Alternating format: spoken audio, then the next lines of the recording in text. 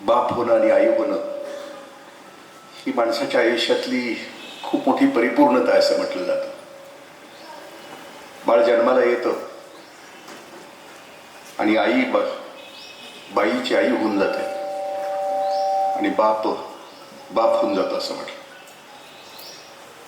खलील जिब्रान असं म्हणतो की मूल तुमच्या पोटी जन्माला येतं ते तुमचं नसून तुमच्यापासून जन्माला येतं. आणि मग ते जर तसं येणार असेल तर तुम्ही त्याचे मालक नका हो. मालक झाला की तुम्ही त्याच्या फांद्या खोडून टाकता, त्याची मूळ छाटून टाकता. खूप अभ्यास पालकत्वावर, मुलाच्या जन्म घालण्यावर खूप अभ्यास होतो आहे जगभरामध्ये. आणि मग मुलाचा विकास होतो कसा, अनुवंशिक पद्धतीनं, अनुवंशिकतेचे गुण त्याच्यामध्ये किती येतात आणि सभोवतालचा त्याच्यावर किती परिणाम होतो याच्यावर खूप चिंतन सुरू आहेत. परदेशामध्ये बाळ जन्माला घालायचं असलं तर पेरेंटिंगचा 3 महिन्याचा कोर्स करावा लागतो आणि मगच तुमचं ऍडमिशन पूर्ण होतं दवाखान्यामध्ये. आपल्या देशामध्ये तशी कोणतीही गोष्ट नाहीये. पण बाळ जन्माला घालायच्या अगोदर आईबापांनी प्रिपेअर्ड असावं असं म्हटलं जातं, पण आम्ही नसतोच प्रिपेअर्ड. मग हे बाळ ज्या ज्या महापुरुषांचा जन्म झाला त्याच्या अगोदर त्यांच्या आईने, त्यांच्या वडिलांनी अशी अपेक्षा केली होती की माझ्या पोटी बाळ कसं जन्माला यावं. आणि तसे प्रयत्न त्यांनी आध्यात्मिक दृष्ट्या केलेले होते. जसं की विवेकानंदांच्या आईनं जवळजवळ काशी विश्वेश्वरायाला अशी प्रार्थना केली होती की तूच माझ्या पोटी जन्माला ये, तुझी गण पाठवू नको, तुझी भूत पाठवू नको, तूच प्रत्यक्ष, तुझा अंश सुद्धा नको, तूच माझ्या पोटी जन्माला ये. म्हणजे माझ्या पोटी जन्माला येणारं बाळ दिव्य असलं पाहिजे याची पूर्ण क्लॅरिटी भुवनेश्वरी देवींच्या मनामध्ये होती. आम्ही ज्या वेळेला विचार करतो की आम्ही लग्न झाल्यानंतर की बाळ जन्माला घालायचं कसं, कोणतं असावं, कशा प्रकारचं असावं आणि भविष्यामध्ये तो कसा असावा याच्याविषयी आम्ही कधी विचार केलेला नसतो. माझं लग्न ठरलं त्यावेळेला असं ठरवलं होतं की आम्ही नवरा बायकोनी की आपलं घर म्हणजे मंदिर असलं पाहिजे. आपल्या घरामध्ये शांतता, समाधान आणि तृप्तता असली पाहिजे आणि आपली बाळ त्या वातावरणामध्ये, सुरक्षित वातावरणामध्ये असली पाहिजे. कारण ज्ञानेश्वरीमध्ये घडण्याच्या प्रक्रियेशी माऊलींची एक ओवी अशी की विधी ते पाळीत, निषेधा ते गाळीत, मज कर्मफळे अर्पित पुढे जाणं. व्यक्तीला घडायचं असेल किंवा समाजाला घडायचं असेल तर विधी ते पाळीत असं म्हणतात. म्हणजे ज्या गोष्टी विधिवत आहेत त्याचा स्वीकार करणं, ज्या गोष्टी त्याज्य आहेत त्याचा धिक्कार करणं किंवा त्याचा त्याग करणं व्यक्तीच्या आयुष्यामध्ये तो पूर्णत्वाकडे घेऊन जातो असं म्हटलं. मग त्यावेळेला घर म्हणजे मंदिर असायला पाहिजे. तर मग माझ्या घरामध्ये विधिवत त्याग कोणत्या गोष्टीचं करायचं ठरवलं तर आम्ही दोघांनी मिळून ठरवलं की आपल्या घरात टीव्ही असणार नाही. आपल्या घरामध्ये खूप छान संवाद होईल, आपला नवरा बायकोचा होईल, आपली पोरं आपल्या पोटाला जन्माला आल्यानंतर आपल्यामध्ये संवाद होईल. मग माझ्या आयानं, माझ्या बापानं उपस्थित असणाऱ्या, माझ्या लग्नाला 28 वर्ष झाली, माझ्या घरात अजून टीव्ही नाहीये. आणि मग याला पर्याय काय द्यायचा तर पर्याय त्याला दिला. आम्ही पुस्तकं वाचायला सुरुवात केली. त्यावेळेला बाळा लहान होती तर हिसाब नीती, विष्णू शर्मा, साने गुरुजींच्या लहान मुलांच्यासाठीच्या गोष्टी, मग त्याच्यामध्ये सोनसाखळी असेल, श्यामची आई असेल, धडपडणारा श्याम असेल, त्यानंतर मोरूची गाय असेल, साने गुरुजींच्या खूप सुंदर कथा आहेत. मग त्यावेळेला जेवढे लहान मुलांच्यासाठीची छान छान गोष्टीची पुस्तकं होती ती त्यावेळेला आणली, लेकरांना वाचून दाखवली. म्हणजे जो टीव्हीचा 7 ते 9चा आत्ताचा जो वेळ आहे, ती सध्या काय करते, लागीर झालं जी, हा जो 7 ते 9चा आमचा प्राईम टाइम होता तो आम्ही आमच्या लेकरांच्या सोबत घालवत होतो. कारण पर्याय येथे थुंकू नये तर मग आम्ही काय करावं, टीव्ही नको आहे आमच्या घरात, तर मग त्याला पर्याय काय द्यायचा, तर आम्ही पुस्तकं दिली. आणि त्यावेळेला आमच्या मनात होतंच की ज्याच्या घरात नाही पुस्तकाचं कपाट त्याचं घर सपाट. आणि आता आपल्या घराची श्रीमंती आम्ही कशावरून ठरवतो की आमच्या घरातला टीव्ही किती इंचाचा आहे त्याच्यावरून ठरवतो. आणि तो चिपका आहे का, घराची श्रीमंती चिपका टीव्ही आहे का आणि किती इंचाचा. तुम्ही माझ्या घरी आता आलात तरी माझ्या घराची स्वतःची लायब्ररी 10,000 पुस्तकांची. आता माझी मुलगी आता बाळंतपणासाठी आलेली होती, आता ती उद्या जाणार आहे. 4-5 महिने मी त्या लेकराकडे बघतो आहे. आणि माझी मुलगी सुद्धा कंटिन्युअस त्या काळात त्या लेकराला आत्ता लहान असतानाही छोट्या छोट्या गोष्टी वाचून दाखवते. भले तो काय भविष्यामध्ये व्हायचा असेल तो होईल, पण मी आता एका मुद्द्याकडे आपल्याकडे येतो आहे की पालकत्व ही जबाबदारी 1990 नंतर खूप विचित्र एका वळणावर येऊन टेकली आहे. कारण 1990च्या अगोदर आपली घरं होती ती आपल्या सगळ्यांची घरं. त्या घरामध्ये एकत्र कुटुंब पद्धती होती, चुलता होता, चुलती होती. मी लहान असताना माझ्या घरामध्ये 60-70 माणसं होती. त्या घरामध्ये काही बालविधवा सुद्धा होत्या, वयस्कर होत्या. 60-70 माणसांच्या घरामध्ये माझा जन्म झाल्यानंतर आपोआप समाजाचं प्रतिबिंब माझ्या घरात होतं. म्हणजे सगळ्या प्रकारची माणसं माझ्या घरात होती. चिडणारी, रागावणारी, अंगावर येणारी, शांत, प्रसन्न मुद्रेची, पॉझिटिव्ह, निगेटिव्ह, म्हणजे सगळ्या प्रवृत्तीची माणसं माझ्या घरात होती. आणि त्या कुटुंबामध्ये आमची वाढ होत होती. आई आणि काकी समजायला मला 8-8 वर्ष लागली. कारण घर हे निचरा होण्याचं सगळ्यात मोठं केंद्र आहे.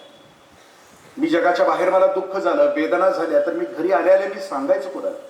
किंवा दुःख झालं तर घरात अपमान झाला, दुःख झालं तर घरात आल्या जिची साडी असेल, मग ती चुलतीची असेल, आईची असेल, किंवा घरातल्या कोणाची, तिच्या पदराआड जाता यायचं. आज कुटुंब व्यवस्था म्हणजे 1990च्या अगोदरची कुटुंब व्यवस्था होती ती हम दो हमारे दो माँ बाप फेक दो पर्यंत होती. म्हणजे त्याच्या अगोदर होती ती 2 मुलांना आपल्याला सुरू होतं ऍडमिशन. आपल्या सगळ्यांना शासनानं ठरवलं की 2 मुलं जन्माला घातली तरी चालतील. 1990 नंतर हम दो हमारा एक बजाज असा, म्हणजे एकच कार्टा होता, एकच बाळ्या किंवा एकच बाळी घरात जन्माला. 1990च्या अगोदर तुमच्या माझ्या म्हणजे आमच्या संस्कारावर कुटुंबाचा आणि समाजाचा प्रभाव. म्हणजे आम्ही लहान बाळं होती, आम्ही लहान असताना आमच्यावर अधिकार होता अख्ख्या गावाचा होता. म्हणजे मी जरी देशमुखाचा होतो, मी जरी आमदाराचा मुलगा होतो, मी गावात कोणाला शिवी दिली तर गावातला कुठलाही माणूस माझ्या थोबाडीत मारू शकत होता. कारण मी गावाची प्रॉपर्टी होतो अख्ख्या गावाला. कारण मी आहे ते म्हणजे हा मुलगा गावाच्या बाहेर गेल्यानंतर या गावचा आहे असं याला दूषण लागू नये म्हणून मला कोणी थोबाडीत मारू शकत होता. आणि माझे वडील कोणालाही विचारू शकत नव्हते, कारण ही संपूर्ण समाजाची मोली प्रॉपर्टी होती. 1990 नंतर ही प्रॉपर्टी समाजाची राहिली नाही. 1990 नंतर जगभरामध्ये खूप मोठी हालचाल झाली. आणि त्या हालचालीला असं म्हटलं की खाऊच्या नावाची संस्कृती आली. खाजगीकरण, उदारीकरण आणि जागतिकीकरण. आणि याच्यामध्ये संपूर्ण म्हणजे संपूर्ण माणूस नावाची जात बदलून गेली. चुकून वाचायची सवय असली तर मी 2 पुस्तक आपल्याशी शेअर करेन. त्याच्यामध्ये होमोसेपियन आणि होमोडियस नावाची 2 पुस्तकं आहेत. होमोसेपियन म्हणजे आमचा इतिहास आहे माणूस नावाची. आणि होमोडियस म्हणजे आता ही लेकरं जी मांडीवर आहेत छोटी छोटी, ही कशी असणार आहेत भविष्यामध्ये आर्टिफिशियल इंटेलिजन्सच्या कालावधीमध्ये. ही लेकरं 2050 साली यांचं भवितव्य कसं असणार आहे, ही त्या स्क्रीनवर काय करणार आहेत, यांच्यासाठी रोजगार कोणता असणार आहे, यांच्यासाठी हॅपीनेस कोणता असणार आहे. त्याच्यामध्ये होमोडियस नावाच्या पुस्तकामध्ये इवान हरारी नावाचा अमेरिकेचा लेखक आहे, तो त्याच्यामध्ये वर्णन करतो की माणसाची जी गती निघाली आहे, म्हणजे होमोडियस मध्ये तो असा म्हणतो आहे. सरांच्याकडे कोणाला यायचा या लवकर आपण. आणि मोबाईल आपले एक अर्ध्या पाऊण तासासाठी बंद केले तर बरं. मी कधीच मोबाईल वापरत नाही. म्हणजे माणसात आल्यानंतर तर माझा मोबाईल नसतोच.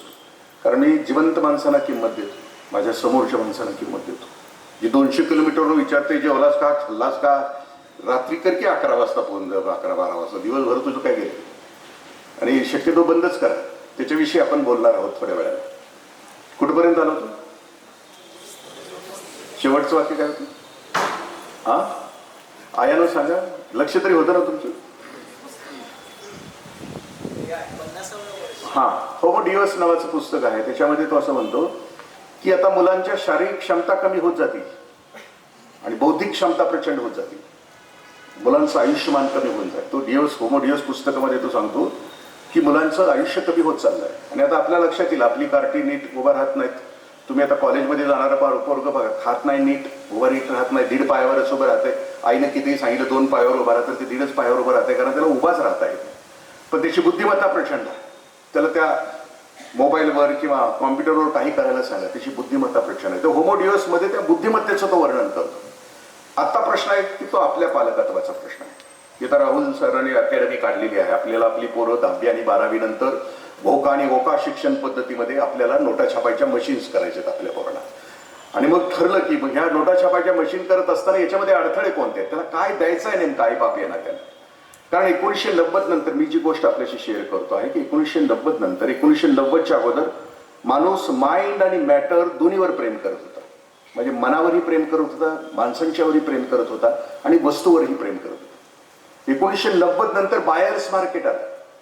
म्हणजे अगदी स्प्रे अंगावर मारणारे ते काय त्याला म्हणतो आपण, घाम येऊ नये म्हणून, ते काय घामाचा वास येऊ नये म्हणून, हा बॉडी स्प्रे मध्ये मध्ये सांगत चला, कारण नवीन टर्म्स आहेत ते.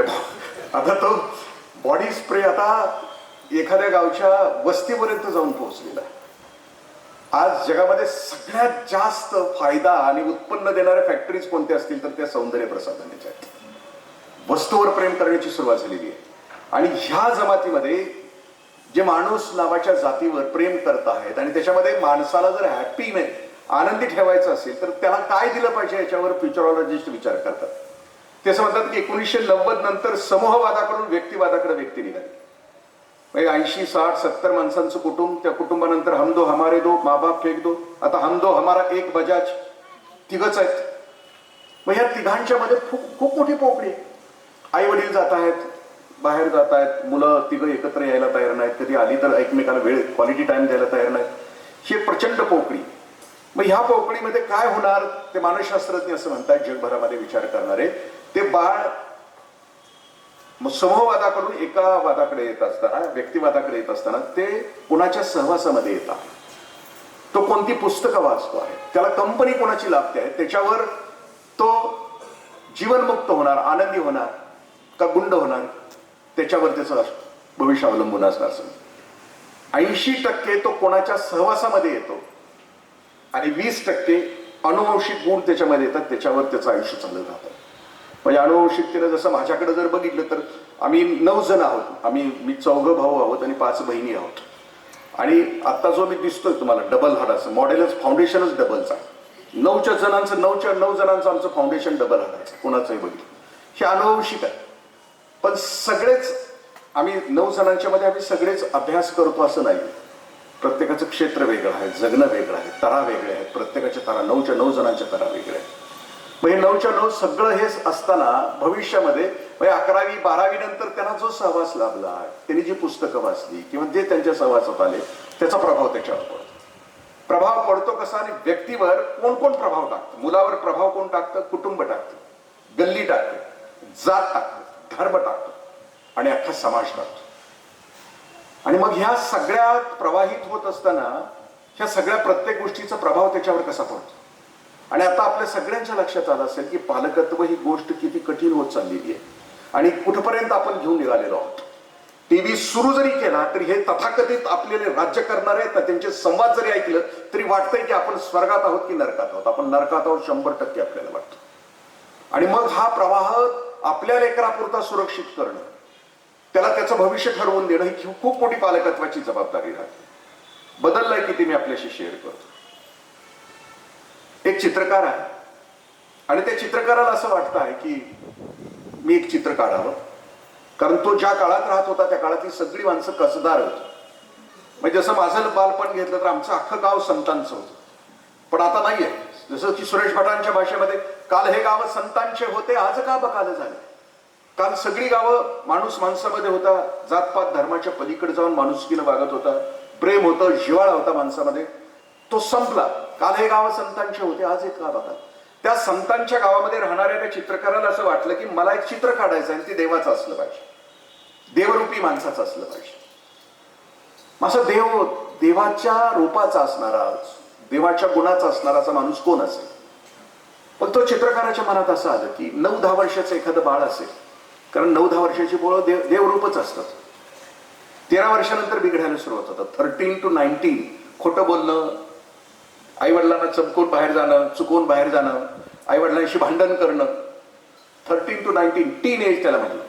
म्हणजे 13 वर्षानंतर ही, म्हणजे माझ्या सहित तुम्ही जर सगळेजण आईवडिलांशी खोटे बोललेला आहात, म्हणजे उशिरा घरात का आलं, म्हणजे त्याची कारणं आपण सांगितलेली आहेत खोटी खोटी. आजही तुमची पोरं तुम्हाला सांगत असतील कदाचित, कारण ते 13 to 19 चे एज आहे. त्याच्यावर एक खूप छान पुस्तक आहे टीन एजर नावाचं,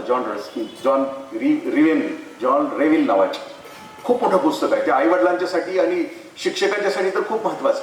कारण 13 to 19 वयामध्ये बाळाला शिकवत असताना त्याचे ते हार्मोन सिक्रेट होत असतात. तिची स्त्री झालेली असते आणि त्याचा पुरुष झालेला असतो.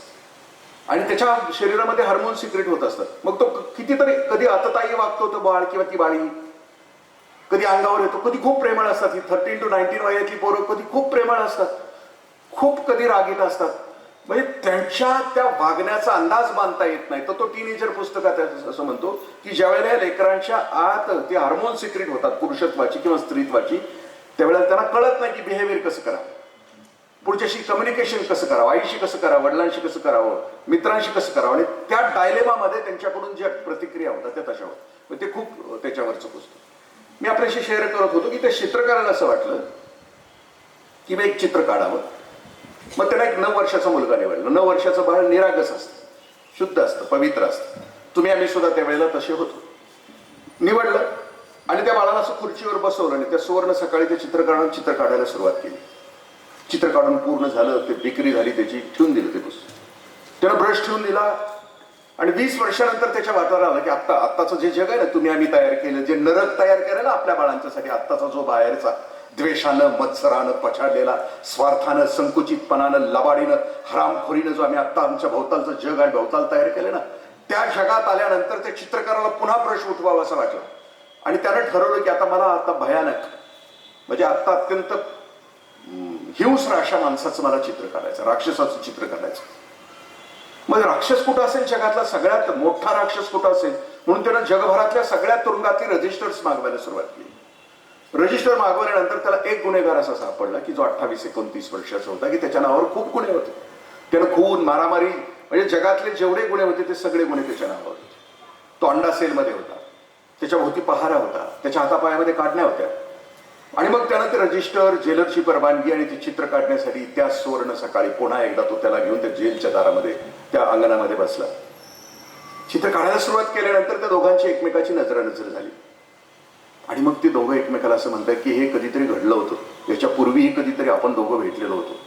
मग तो म्हणतात की तूच आहेस का, तो चित्रकार, तूच 20 वर्षापूर्वीचं एक निरागस बाळ, कुटुंब, गल्ली, समाज, जगातला सगळ्यात मोठा गुन्हेगार करून टाकला. आणि मग आज आम्हाच्या सगळ्यांच्यावर, इथं बसलेल्या सगळ्यांच्यावर, नुसतं एकट्याच्याच बाळाची जबाबदारी नाही, म्हणजे आपण माणूस आहोत, जनावर सुद्धा इतर बाळांची जबाबदारी करतात. म्हणजे तुम्ही जर कधी ऐकले असेल बातमी, धुळ्यात एका लहान बिबट्याचं बछडं ते विहिरीत पडलं, तर इतर मादी बिबट्या ज्या होत्या त्या शिकार करायच्या, त्या भाराला टाकायच्या, त्यांच्या रक्ताचं नव्हतं. म्हणजे हिंस्र असणारी जनावरं सुद्धा आपल्या कुटुंबावर प्रेम करतात, ती जगावी म्हणून त्याच्यासाठी काम करतात. आम्ही माणूस आहोत, आम्ही इतके छोटे होत निघालो. मग या छोटेपणाला आमच्या पालकत्वाच्या दृष्टीनं कोणतं योगदान असू शकतं? आता आपण सुरुवात करू मूळ मुद्द्याला की पालकत्वामध्ये पालकांचे प्रकार आहेत काय. आता आपण कुठल्या प्रकारचे पालक आहोत ते आता आपण ठरवायचं. पहिल्या नंबरचा पालक आहे तो हुकुमशा प्रकारचा पालक. मग याच्यामध्ये तो पण असू शकते आणि ती पण असू शकते. आता घरात कोणाचा प्रभाव आहे आम्हाला सांगायची, म्हणजे आता कोण तिचं जास्त ऐकलं जातं का त्याचं जास्त ऐकलं जातं हे तुमच्यावर ठरवा. कारण लग्न हा एक असा किल्ला आहे की त्याच्या बाहेर असणारे आत जाण्यासाठी धडपडतात आणि आत असणारे बाहेर जाण्यासाठी गुदमरतात. कंडिशन आपली आपण तपासून बघा, पण त्याचा विषय नाही. पण जोडप्यामध्ये गंमत अशी असते की काही जोडप्यामध्ये मेड फॉर हरसेल्फ असतात, तो तिच्यासाठी जगतो. मनातल्या मनात ज्याला गुदगुल्या होत असतील त्याने लक्षात येईल की आपण कुठल्या प्रकारात आहोत. काही जोडपी मेड फॉर हिमसेल्फ असतात, ती त्याच्यासाठी जगते. काही जोडप्यामध्ये मेड फॉर इच अदर असतात, एकमेकांसाठी जगतात. आणि काही जोडपी असतात ती मॅड फॉर इच अदर असतात. बाबा आमटे, साधना आमटे, प्रकाश आमटे, मंदा आमटे, अभय बांगर, राणी Bangar, Mahatma Phule, Savitribai Phule, mad for each other. त्यांची स्वप्न होती ना, ती खोजी नव्हती आमच्याच लेकरापुरती. त्यांची स्वप्न खूप मोठी होती. तुझा श्वास तो माझा श्वास, तुझं पाऊल ते माझं पाऊल, तुझं जगणं ते माझं जगणं. खा प्या मजा करा, eat drink and be happy, ये दिल मागे मोर. याच्या पलीकडचं त्यांचं आयुष्य होतं. अवघड जग सुखी करण्यासाठी दोघं जण नवरा बायको जगत होते, त्याला मॅड फॉर इच अदर असं. ती जोडपी तशी होती. आपल्याला तेवढं मोठं होता येणार नाही, कारण आपण 7 फेरे काढल्यानंतर आपण ज्या चक्रामध्ये अडकलोय त्या चक्रामध्ये हम दो हमारा एक बजाज. मग आता ह्या बजाज असल्यानंतर मी म्हटलं की हुकुमशा प्रकारचा पालक कोण आहे, तो किंवा ती. घरात अशा प्रकारच्या घरामध्ये त्या मुलांना कम्युनिकेशन करता येत नाही असं म्हटलं. म्हणजे ती मुलं खुशी होऊन राहतात, विकास होत नाही त्यांचा. म्हणजे बापा असू द्या किंवा आईचा आवाज ऐकायला जर ही पोरं शांत बसत असली तर हुकुमशा प्रकारचा पालक. एका वडिलांना गाडी घेतली. गाडी घेतल्यानंतर मुलं खेळता खेळता वडिलांनी गाडी घेतली, गॅरेजमध्ये खाली होती, गल्लीतली पोरं एकत्र आली आणि त्याच्या लेकराने ती गाडी घेतली घेऊन त्याला मजा वाटलं की आपल्या वडिलांनी गाडी घेतली म्हणून त्या लेकराने त्या गाडीवर काहीतरी लिहिण्याचा प्रयत्न केला. बापाचं वस्तूवर प्रेम आणि त्यात घरामध्ये हुकुमशा पालक. मुलानं काहीतरी गाडीला लिहिलं, त्याला वाईट वाटलं ना, कारण मुलापेक्षा त्या गाडीची किंमत जास्त, त्याच्या रंगाची किंमत जास्त. वडिलांना त्या मुलाला मारलं. तुम्ही बातमी वाचली असेल गेल्या महिन्यामध्ये, गाडी लावताना त्या श्रीमंतांच्या त्या चाळीमध्ये म्हणजे त्या फ्लॅट संस्कृतीमध्ये गाडी लावताना चूक झाली म्हणून गाडी जाळून टाकली. खूप मोठी पुण्यातली ती ही आहे सोसायटी. म्हणजे आपण शिकलो, आपण श्रीमंत असलो म्हणून आपण माणूसच असतो असं कधीच नसतं. म्हणजे लाखो रुपयाची गाडी जाळली. तसं त्या बाळानं काहीतरी लिहिलं म्हणून वडिलांनी त्याला इतकं मारलं की त्या लेकराला ऍडमिट करावं लागलं.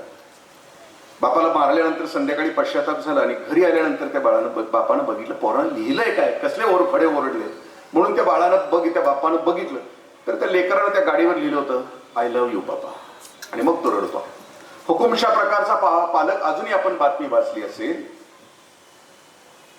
घरातलं कुत्र लेकराला चावलं.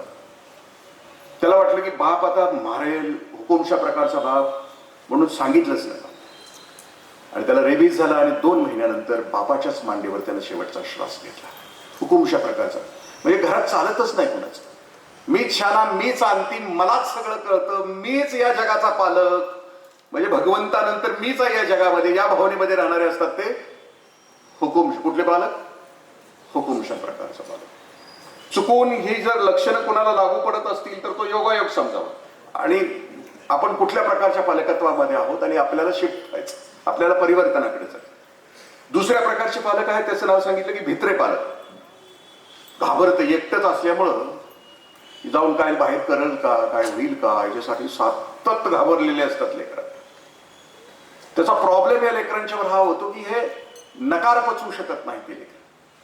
म्हणजे कुठलीही गोष्ट आई वडील त्याचा नकार कुठल्याही गोष्टीला नाही म्हणत नाही आणि नकार न पचवल्यामुळे ही मुलं ज्या क्षणाला नकार होतो त्या क्षणाला हिंसक होतात असं म्हणजे मग 16व्या वर्षी ते प्रपोजल देतात कुठल्या तरी मुलीला. 16व्या मग ती नाही म्हटली की अमृता देशपांडे, जानवी तुपे, रिंकू पाटील, 16व्या वर्षी या लेकरांचा खून होतो रस्त्यावर, कारण नकार न पचवता आलेली लेकरं असतात. भित्रे पालक. त्याच्या पुढचा पालक आहे तो दुर्लक्षित पालक असं म्हणजे हे पालक म्हणतात तुझं तू जग, आमचं आम्ही जगतो. आम्ही तुझ्यासाठी ATM सेंटर आहे, तुला पैसे पाहिजे तेवढे भाग, तुला काय साहित्य पाहिजे ते भाग, तू आमच्या जीवनामध्ये खळबळ करू नको, आम्ही तुझ्या जीवनामध्ये खळबळ करत नाही. दुर्लक्षित, तुझं तू जग. इमोशनल इन्व्हॉल्वमेंट नसतं. भावनिक विश्व आई वडिलांचं त्या लेकरांचं एकमेकाच्या मध्ये गुंतलेलं नसतं. पुढच्या प्रकारचे पालक असतात ते रूढीवादी पालक. रूढीवादी पालक या शब्दाचा अर्थ आहे की हे कायम हे पालक असतात ना, भूतकाळात असतात. अरे आमच्या काळात असं होतं, तुमच्या काळात तसं होतं. आम्ही मग कबड्डी खेळत होतो ना, आम्ही मग क्रिकेट खेळत होतो, तुम्हाला काहीच खेळायला नाही आणि आम्ही असं जगत होतो आणि तसं जगत होतो. आमच्या काळात आंबे असायचे आणि आम्ही आंबे पाटीनं खात होतो आणि तुम्ही आता फक्त एवढ्या एवढ्या कोया एवढ्या एवढ्या साली खाताय, तुमच्या वाट्याला काय येतो. म्हणजे हे कायम इतिहासामध्ये जगत असणारे असतात ते रूढीवादी पालक असतात. कायम भूतकाळातच असतात. म्हणजे यांना हे या युगामध्ये येतच नाहीत कधी, ते रूढीवादी पालक. आणि शेवटचा पालक मी आपल्याशी शेअर करतो आहे की त्याला असं म्हटलं की सुजान पालक. या सुजान पालकामध्ये कम्युनिकेशन स्किल अख्ख्या कुटुंबामध्ये खूप उत्कृष्ट असतं. इमोशनल इन्व्हॉल्वमेंट असते, सगळ्या अख्ख्या कुटुंबाची इमोशनल इन्व्हॉल्वमेंट असते, एकमेकाशी खूप छान पद्धतीने वागत असतात. 10वीला मुलगा आला, मुलगी आली तर अख्खं कुटुंब एकत्र बसतं आणि ठरवतं की मुलगी मोठी असेल किंवा मुलगा मोठा असेल किंवा लहान असतील तर ठरवलं जातं की बाळानो यावर्षी दीदी आणि दादा 10वी किंवा 12वीला आहे तर आपल्याला वर्षभर TV नाही बघता येणार, आपल्याला TV बंद करायचा. आणि मग तो सामुदायिक निर्णय होतो आणि त्याला सुजान पालकत्व असं म्हणतात. एकतर्फी तो निर्णय होतो. इमोशनल इन्व्हॉल्वमेंट असणारे पालक. म्हणजे मी मागाशी सांगितलं की त्याला कोण व्हायचं. आई वडिलांच्या मनामध्ये निश्चित चित्र असतं की माझ्या मुलाला मला आनंदी ठेवायचं आहे आणि त्या आनंदासाठी आम्ही काम करणार. माझ्या मुलाला नोटा छापायची मशीन मी करणार नाहीये. मी एक पुस्तक आहे ना बापानं आपल्याला जर चुकून वाचायची सवय असली तर या जीवनाचं करायचं काय म्हणून अभय बंग सरांनी लिहिलेलं पुस्तक आहे. आणि त्याच्यामध्ये त्यांनी वर्णन केलं की बाळानो, तुम्हाला तुमचं करिअर निवडत असताना निवडायचं आहे ना, मग कसं निवडायचं? तुम्हाला काय व्हायचं, तुम्हाला कोण व्हायचं आहे? या पृथ्वीला तुमची 60, 70, 80 वर्षाची भेट आहे बाळानो. मग ही भेट उत्तुंग, उत्साहित, अनेकांना आनंद देणारी तुम्हाला करायची असेल तर मग कशी करायची त्याचं वर्णन. मग ते करिअर ठरवताना त्याचा स्वभाव कोणता आहे, त्याचा स्वधर्म कोणता आहे आणि त्याचा युगधर्म कोणता असला पाहिजे याच्याविषयी खूप सुंदर मांडणी केली आहे. त्या पुस्तकाची सुरुवात जे आत्ता बिघडलेलं पालकत्वाचं किंवा आपल्या लेकराला घडवण्याच्या चुकीच्या संकल्पनेच्या उदाहरणानं त्या या जीवनाचं करायचं काय मध्ये अभय बंग सरांनी सुरुवात केली. त्या त्यांनी उदाहरण असं दिलं की सुजित कुट्टन नावाचा मुलगा चेन्नईमध्ये ज्युनियरचा ॲथलेट म्हणून तो मैदानावर आहे. म्हणजे तो मैदानावर रनिंगच्या स्पर्धेमध्ये उतरला आणि त्याचा एकुलता एक बाप एकुलता एकच असतो, पण तो वडील तो ICU मध्ये आहे, लास्ट स्टेजला.